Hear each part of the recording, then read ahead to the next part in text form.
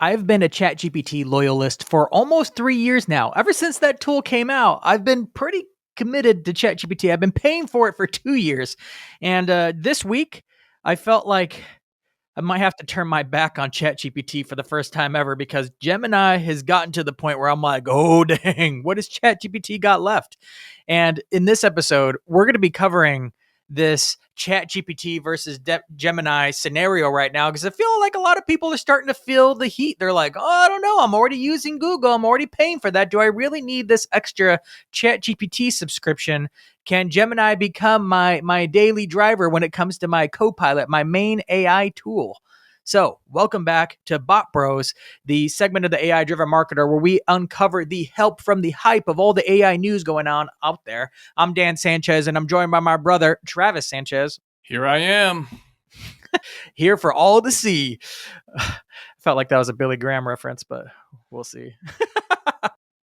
So we're going to be diving into it, covering the news around Gemini 3, the Nano Banana Pro, and then talking about some of the other updates that have come out from all the other tools because a lot of news has happened this week, but Google kind of sucked up all the air in the room. So we'll be covering a few of the other updates, like some of the past ones, like ChatGPT 5.1, some of the updates from Anthropic, even Grok had some updates this week that nobody talked about because Google was the highlight.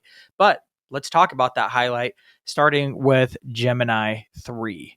Now, if you haven't heard this week, Gemini 3 is Google's most advanced model. And it's not even, they didn't release like a bundle where it was like a low model and a high model or like a fast model and a deep thinking model. They just released the deep thinking one, like the more powerful of the two.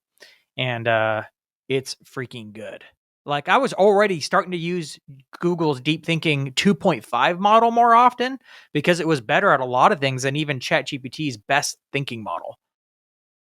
But then they launched 3 and I'm like, oh, dang, this thing is just better at research. It's better at dealing with data. It's better at turning transcripts into long form content. It hallucinates less. It's more accurate. It's also not super long. It doesn't take it 30 seconds to think through things. It's pretty snappy for a deep thinking model. I think all around it just crushed it in all the benchmarks. So I was like, wow. Like I feel like 2.5 was already ahead of ChatGPT in many ways. And then they just like, well, in case that's not ahead enough, here's 3. Thank you. You're welcome, world. And I was like, okay, well, this is nice. And I'm already paying for Google. So now it started the debate for me of like, like, is ChatGPT supposed to be my main thing? I'm not a big fan of switching tools, but it might be time. Hey, before we get back to Gemini, I have to ask you a question. How are you feeling about where you're at with AI for 2026? Do you feel like you're ready, or do you feel like the crazy amount of tools, workflows, automations, and different things that you could learn are starting to slow you down? If so, then I have an offer for you. I want to sit down with a bunch of you in order to help you level up over a 30-day period by sitting down with you for a one-to-one session, building out a customized growth plan just for you, and then following up with another 30-minute call at the end of 30 days. Because I don't know about you, there are a ton of courses, YouTube videos, and articles that you could be reading out there, or you can meet with someone like me who can pick just the right things for you, build something significant that actually helps you move forward and actually gives you all the learning that you need for where you're at in your process. Whether you're a beginner or you're more advanced and want to accelerate your AI mastery, let me know. Go to danchez.com/plan and book a time with me today. Have you tried Gemini 3 yet? Have you played with it? I have played with it. I haven't tried Gemini 3 when it comes to just the everyday use, the common questions being asked, the, hey, help me write this email. The frustration that I have found with Gemini is that it's long-winded. It doesn't speak to you as a person, so it feels like it's very robotic. Where there is some soft touches when it comes to ChatGPT. Every time I speak with its voice, or I'm just having a conversation about maybe a relational situation, like how should I look at this, it always comes back feeling a little bit more empathetic and sympathetic, which I know the emotional stuff you have to be careful for. But as a human, you kind of want to be related with, and Gemini is just so robotic. So that might just be a personality thing on what you prefer.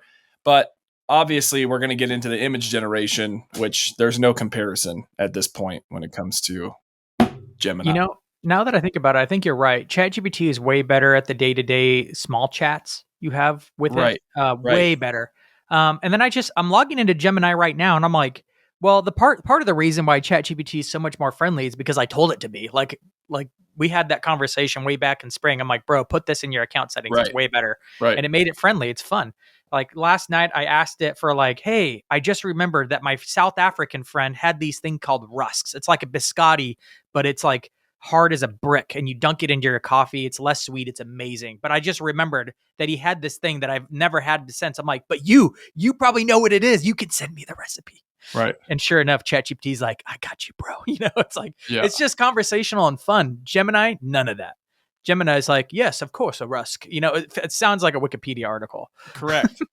So, and I will say this, even without the personalization on ChatGPT, it still has a personal touch to it that is nicer. Yeah. Now, if you do turn the personalization on, it feels like you're talking to your bro that doesn't mind roasting you every once in a while, which personally makes me laugh. Like, it makes me want to show somebody, like, look how bad this thing just roasted me. So I've literally had it say, calm down, bro. Like, you're getting way too far. So, but that was a question I was going to ask you. Can you turn personalization on with Gemini? Is that a thing? Well, here's the thing. I'm in it right now, and I'm like looking at the settings, and there's no settings. There's no account level settings, which I'm like, ooh, like that's such a freaking easy win. Like Google, like give me some account level settings so I could just give me a freaking paragraph box that I could type into settings, and I can instruct it on all the things. Like ChatGPT's actually got nuanced with it where they have different fields you can pick, but all you really need is one blanket field that's account settings that you could be like, here's your personality, here's the things I want you to remember, here's a few details about me that you should remember. But actually Gemini doesn't have that. So you can't even tell it to be more friendly if you wanted to, which sucks. So that's another thing that, like, okay, ChatGPT's got that on Gemini. It doesn't even have account level settings. They just unlocked the ability 2 days ago or 3 days ago when they released Gemini 3, to have it remember all past conversations. I haven't tested it. I don't know how good it is. I imagine if you go and be like, hey, tell me a story about myself based on the chat history, which for me would be kind of weird because I don't have enough conversations in it.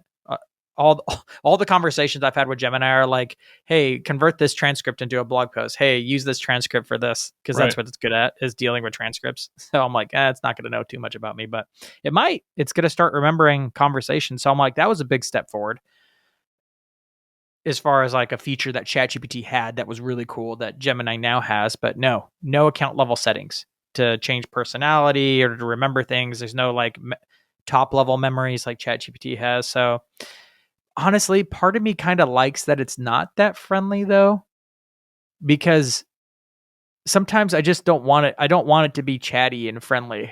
I understand. But I will caveat. Do what you're told.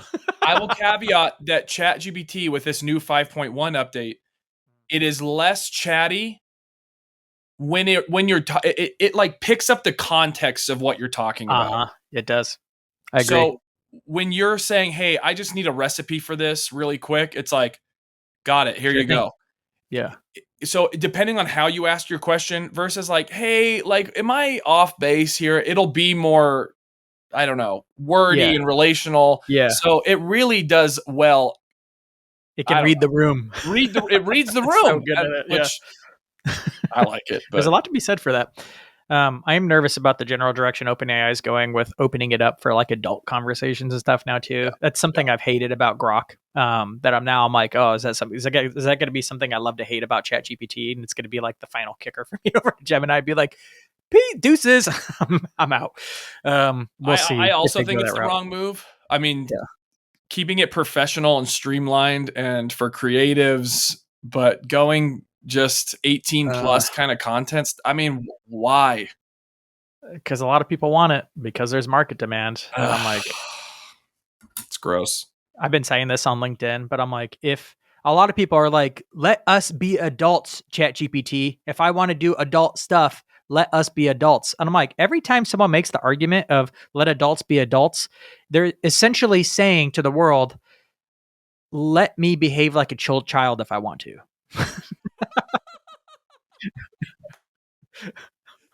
I'm like, accurate. How accurate is that? That's how it comes off to me. It's like, hey, let adults behave like children if we want to, okay? So anyway, that's the news on Google 3.0. If you want to look at the stats, it pretty much crushes all the normal benchmarks. I've really loved creating a book with it. I'm also like working other than this one episode every week, almost every other episode we've been doing this month has been Ken and I working through a whole book.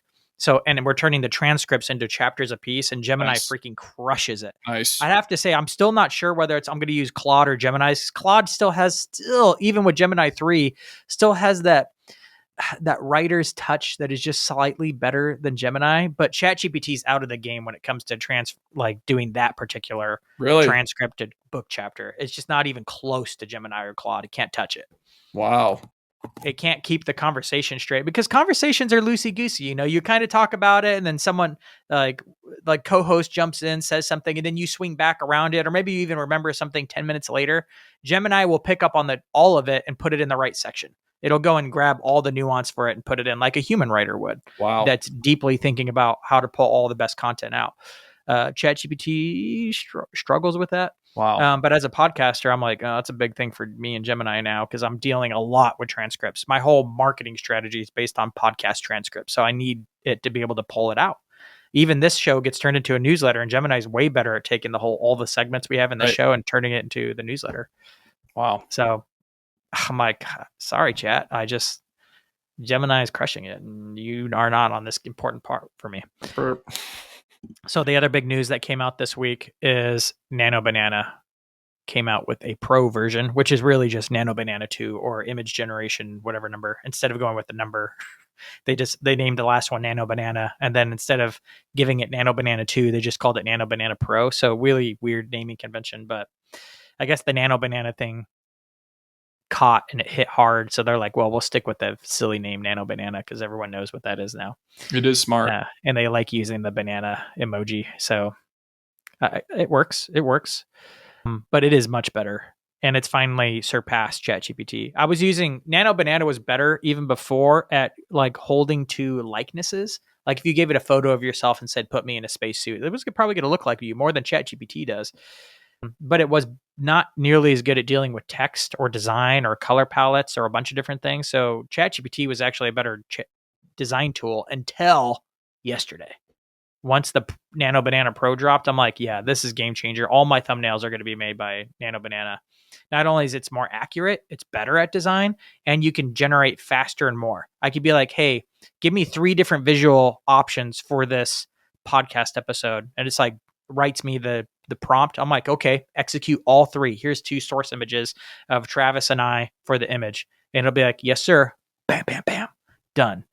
Okay, it's a little slower than that, but you know how slow ChatGPT's was, right? It was just painful. Like it's painfully slow for maybe per 4 image. to 5 minutes. Yeah. To get around it, I would just open up 6 tabs and then just give it the prompt back to back to back and back with the image back to back to back, and then I would just let each of them render. You could do that for about 12 images at a time. So that's the way I sped up ChatGPT's. I just render multiple at a time through multiple tabs. But Gemini, no problem. You want to knock out 3 for you? Bam, bam, bam. All of them hit the prompt as you needed it to. Wow. With the source files already in it. You could put up to 14 source files. You got 14 individual people you need in that photo combined in there. It's going to pull all 14 of them in there. Wow. It's freaking nuts. That is wild. I haven't pushed it to its max yet because I'm like, dude, the fact that it can do 2 is amazing. But you can do a whole squad in there. So that's Nano Banana. I know you were playing with it, and I don't think you've really been able to really test it yet because I think you were playing with like a past version of it yesterday.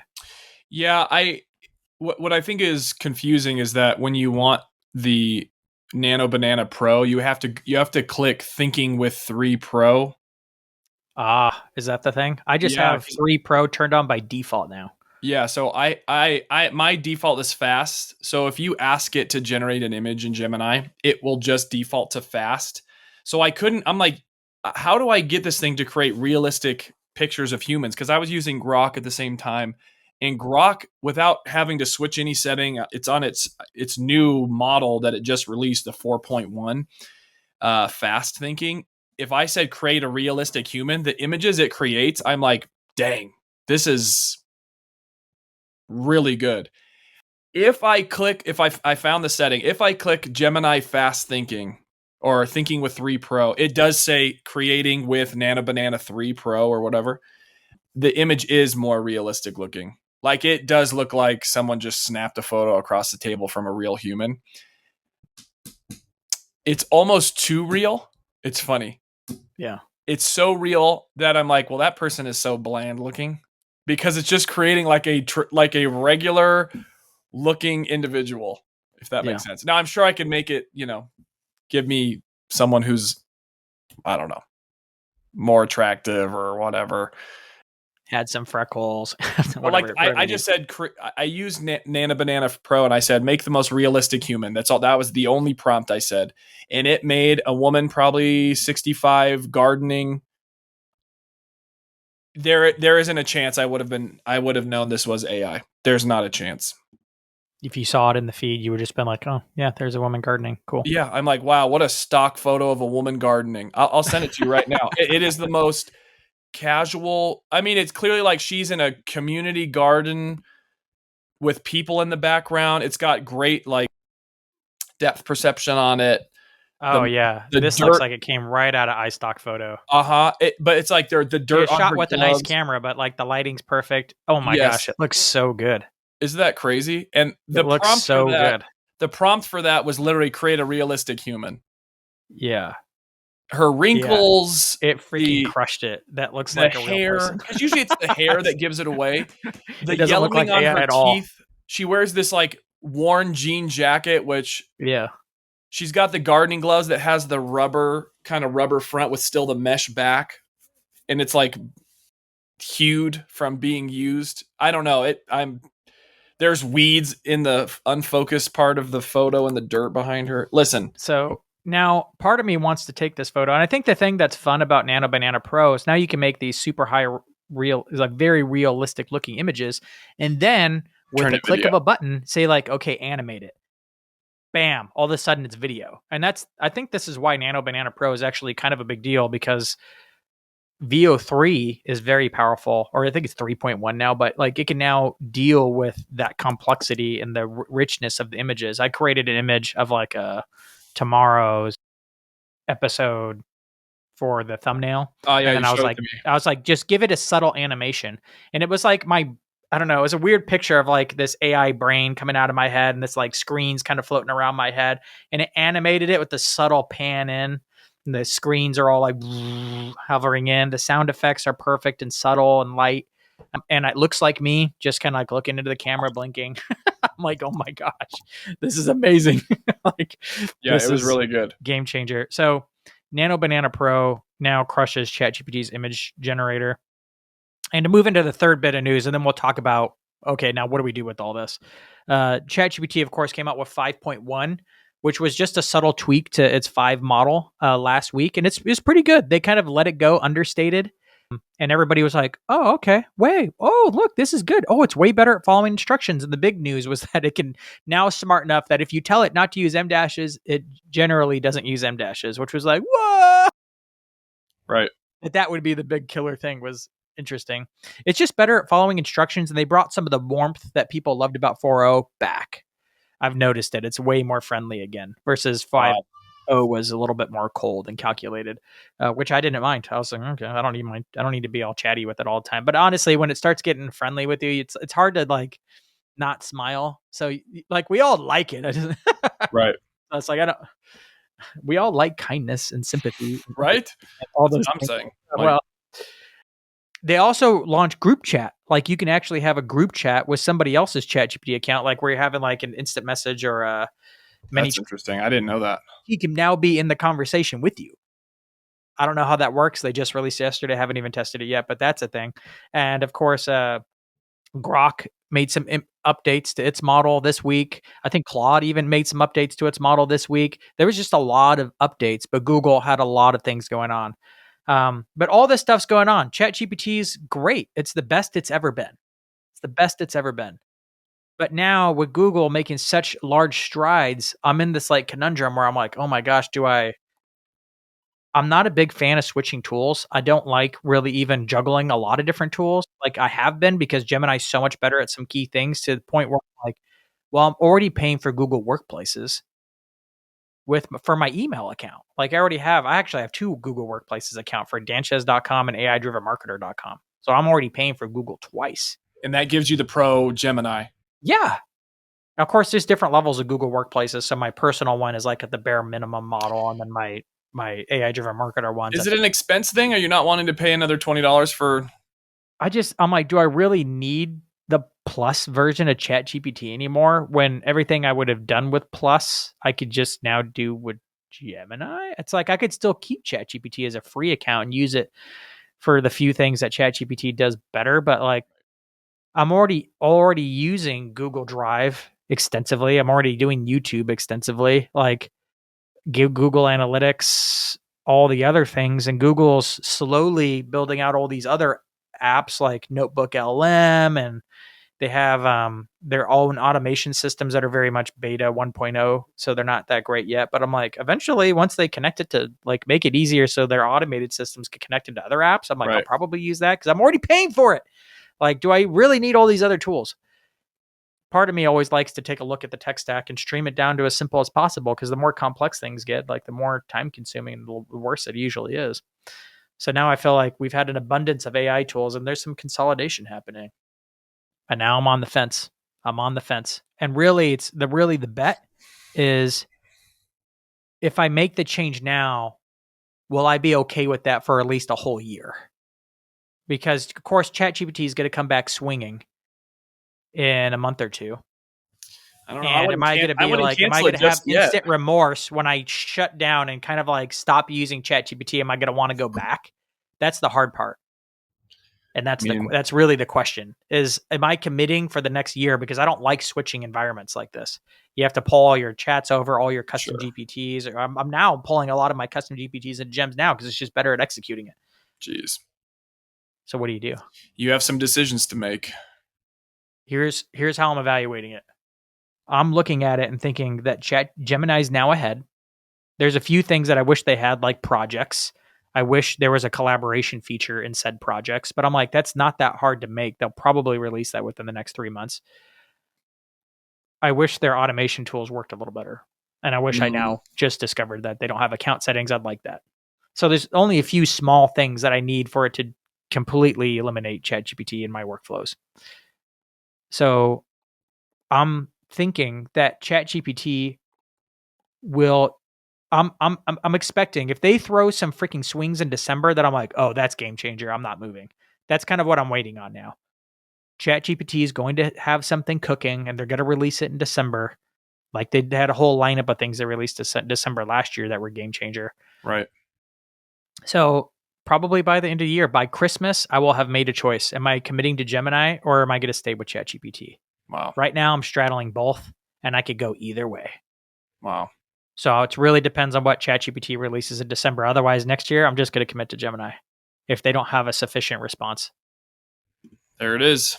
Well, waiting for December. That should be a Hallmark movie. Waiting for December. Some weird nerd AI Hallmark movie, which I wonder if there's so many Christmas Hallmark movies that I'm like, someone's got to make an AI Christmas Hallmark movie, right? Yes. Since AI girlfriends are becoming a thing, eventually someone's going to make that movie. Someone's going to make like the Hallmark spinoff spoof with AI. All right. Someone make that an A. If not, I'll just have VO3 create it 2 years from now.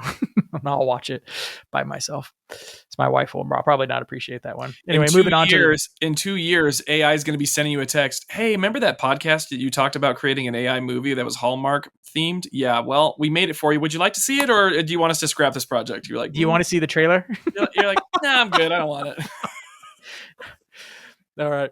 Let's talk about the sponsor, which of course is High Level, which is my favorite app for almost everything. Beyond my Copilot AI tool, which I'm now on the fence about, High Level, I am not on the fence about. It's the easiest $100 a month that I've ever spent because it takes care of pretty much everything else. My email marketing, my text message marketing, my memberships, my courses, even my websites are all hosted on, whether it's WordPress or their own site builder. I have both, are all hosted on High Level. It's like the one app that fixes everything, and everything's pulling from the same database. It just makes everything simpler. It's robust, yet it's pretty simple. Of course, anything that has that many tools in it Take some time to learn. But it's the one thing that I recommend to everybody who needs any kind of CRM or marketing automation or email sender of any kind. Go check out High Level at danchez.com/high level, and you get your I think it's a 14-day free trial, but if you go through my link, it's a 30-day free trial. Go and check it out for free and see if you like it. If not, just bail from the trial and move along. But thank you, High Level, for working with me on this podcast. Moving on to everyday AI. Have you got any use cases of things you've been doing for AI over the last couple of weeks? Yeah, so we're doing a scavenger hunt for kids at my church, and they were looking at Pinterest for just different images for the nativity scene. And it was just like black and white, drawn out, boring, very cartoonish looking AI stuff. Or not AI stuff, just generic nativity things. So I told the Christmas planner, I was like, let me just create 7 images with AI.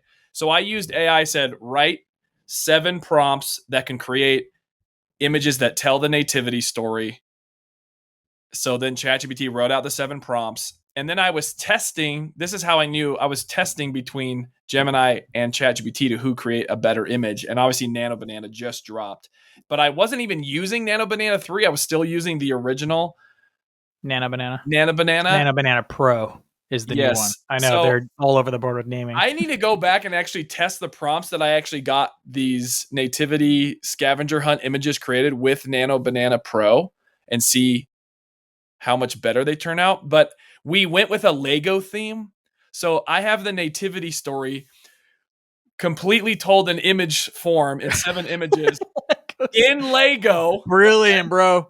Yes. So those are the scavenger hunt images. And of course I did a ton of renditions, different images, and I'll send you a couple that I had it create, and it did a fantastic job. I mean, Gemini crushed it unbelievably. So, and that wasn't even the pro model. So I'm curious what it would do. Recently, just yesterday, I was thinking back to like a childhood park we used to go to, but I couldn't remember. I didn't remember what it was called. So instead of going to Google, which Google can't get the context unless it's using AI itself, I went to ChatGPT. I was like, yo, chat, I'm trying to remember a park that I used to go to as a kid. It was in the LA general area, and we all called it Moon Park. There's these massive cement bridges in it. It looked like it had been around a while. It's probably still there. Find me images of this park. I want to see if it's still around. And sure enough, it's like, oh, I know what park you're talking about. And everybody, that's the name. Everybody calls it Moon Park. And if you go and Google it, you could just Google Moon Park. It's actually pretty well known by that name. But it brought me images of it, and it's still there. It's like, so this like it's this cement park they made in the 70s, and it has like craters and weird bridges. It looks like a lunar landscape, or at least kind of like what they pictured it in the 70s. And it's kind of like a nostalgic place in LA. So that was just kind of a weird thing that I used ChatGPT for recently, was to kind of find something that I had to explain it and then have it go and find it, because that's something you weren't able to do with Google search before. You couldn't just like give it a paragraph explanation of a childhood place that you couldn't remember the name of. But ChatGPT is really good at context, and will start doing all the searches for you to go find it. And it did. I don't remember if I shared this already, but a while back, I used AI to find a specific candy that I had in the 7th grade. So it's been 20 years, and I didn't know what it was called.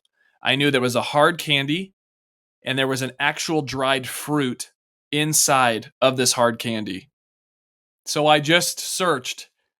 I searched for 20 years for this candy, and I had no idea what it was called. Google doesn't help you at all, because it's referencing anything that people have written, which is like, it wasn't hitting anything SEO wise. So I explained it to ChatGPT, and it goes, oh yeah, you're talking about lihi moi. It's a traditional Hawaiian spicy dried plum that sometimes is just the dried fruit, or it's surrounded in this candy. Here's a link to Amazon. And I went, huh. So I bought it. I ate it. I'm like, this is it. Man, that was a 20-year dream fulfilling moment. It's like all these old things. There's all these things in my mind that you think of like over the last 5 years or so. You're like, oh, wouldn't it be nice if? Well, I don't know where that person's at anymore, so I'm not going to ask them. That was like the rusks that I talked about, like that biscotti like thing. I was like, well, I could probably email the Yonkers about that, but I'm not gonna take the time. But now it's like I can just ask ChatGPT, like, "Hey, do you know what rusts are? Can you send me a recipe?" Done. But recently, I asked ChatGPT to find me a TikTok video that I had seen, and it failed. Gemini also Really? failed. I was looking for that video of that guy doing the skit about ChatGPT. You know, he's like, tell me a story about the creation of the world. And ChatGPT's like, let me tell you a story. And he's like, less words, more simple. Yeah, yeah, You know that video? yeah. Yeah. And ChatGPT could not locate said video. Not until I gave it. I finally found an image of that particular creator, and it's like, oh, this is who you're talking about. Okay, and then it found the video, but it take a bunch of guesses, but it could not find the video. So it's not perfect, but it's a lot better than what we had before. Wow. Moving on to the poll of the week, I went and asked my audience on LinkedIn, are you considering moving to Gemini from ChatGPT as your main AI pool or main AI tool? This was the poll.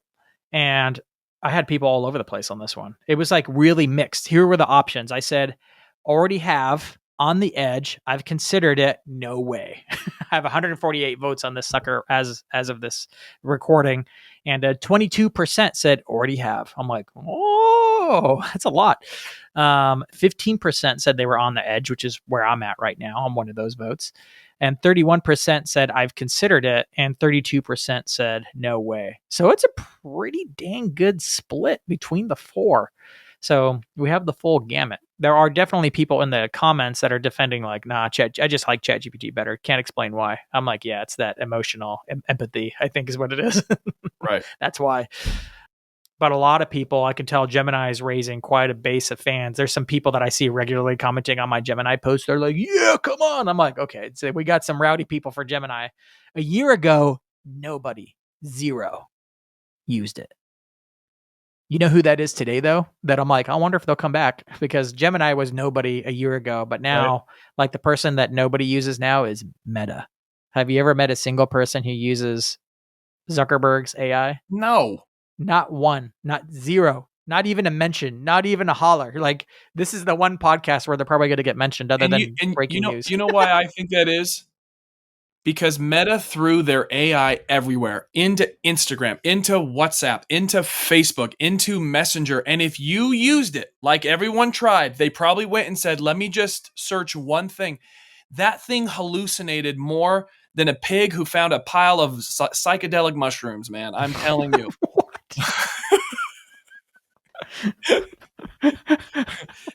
And they had one shot to make people go, okay, this is potentially a game changer AI. They had one shot and they released it, and everyone went, what in the hallucination craziness is this? And no one has gone back. Yeah, I just don't even test it. Even when they release new stuff, I'm like, if it's actually good, I'll find out about it. Somebody else will tell me. Grok is good. Grok is great. Like, if Gemini and ChatGPT disappear, then I'm like, okay, I'll just use Grok. Right. It's amazing. It's great. Is it better than the other two for like your daily app? No. No. But would it be a great replacement? Yeah, it's powerful. It can do a lot. It can search, it can find things, it can do things. It's great. I don't like the crap they're shoving in it now, but it's fine. Meta, I'd be like, ugh. Right. Just be like, dang. But it is interesting. I remember on Social Media Examiner has its AI marketing report that we covered maybe a month ago. And the big insight that I had on there is that they, on their report, which they've done 2 years now, they let people select multiple tools, not just their top tool, because then ChatGPT becomes the winner. But they select which ones are you using on like a weekly or daily basis or something like that. And Google, of course, Gemini, ChatGPT is still the winner both years. It went from like 90% to 83%, not a significant difference. But Gemini jumped from like the low teens, maybe like a 10 to 13%, somewhere around there, to like the low 50s in utilization. I was like, that's a major jump. That's huge. As maybe like a secondary tool, but still. That's when I started just seeing that report. I'm like, oh shoot, Gemini is actually coming up and run. I remember laughing at people for even mentioning Gemini last spring, and now I'm like already like considering moving to it. Wow. Gemini, Google swinging, man. So They are. that's the poll results. If you want to see the next poll, I'm usually putting them out on Thursdays, sometimes Wednesdays, but come connect with me on LinkedIn at linkedin.com/in/digital marketing Dan. That's where these polls are. If you want to throw your own vote in or throw your comment into the mix on those posts, that's where we're doing those. Last segment is the viral post. I can't say actually this post is not viral at all, but I thought it was worth mentioning in this conversation about Gemini. This X account called Flowers, and he's I don't know if it's a man or a woman actually, because there's no profile picture. It's just flowers. You're like, okay. But I see them commenting in AI and they get quoted, and like they're part of the mix of people on X talking about AI. That's like where most of the news breaks, is on that platform. And he had an interesting take that I was like, yeah, I'm sure a lot of people are thinking about this, but I wanted to address it. Flowers' take is, this is so annoying. Every few months, a new model drops and the same people start yelling that some competitor is cooked. It just rotates. One release, it's Google, then it's OpenAI, then it's suddenly Anthropic or XAI on the top. Can't we just agree that the newest model is usually the strongest at the moment, and everyone else will leapfrog again and they will when they ship their next one? I was like, reasonable take. I also thought of that. But this time it's feeling a little bit different because, yes, that's been going on for the last year and a half. And everyone's model's better, and they're better for like 2 weeks. And then somebody else ships a new model. And that's kind of where we've been. I feel like Gemini was better. ChatGPT put out 5.1, didn't top Gemini 2.5. And then they put out 3. So I'm like, there is, and we're kind of neck and neck, but there's still, you could still see where the momentum of somebody is changing. The trajectory is looking different. It's not where they're at now, it's where they were and where the trajectory of Google is going. I think is what's different, is we're looking at like where Google was like way behind, and like over a very short period of time, the momentum they have tells me that 6 months from now, they will be the clear winner, where ChatGPT has been the clear leader for 2 years now. Right. And I think that's my feedback to Flowers' post, because I thought it too. And then I sat down and thought about it a little bit more and read a lot of other people's comments. So it's not just me thinking this. A lot of people are seeing that. Do you think that's accurate, that like we're looking at a trajectory, or do you think Flowers has got more, like has something better to say on it?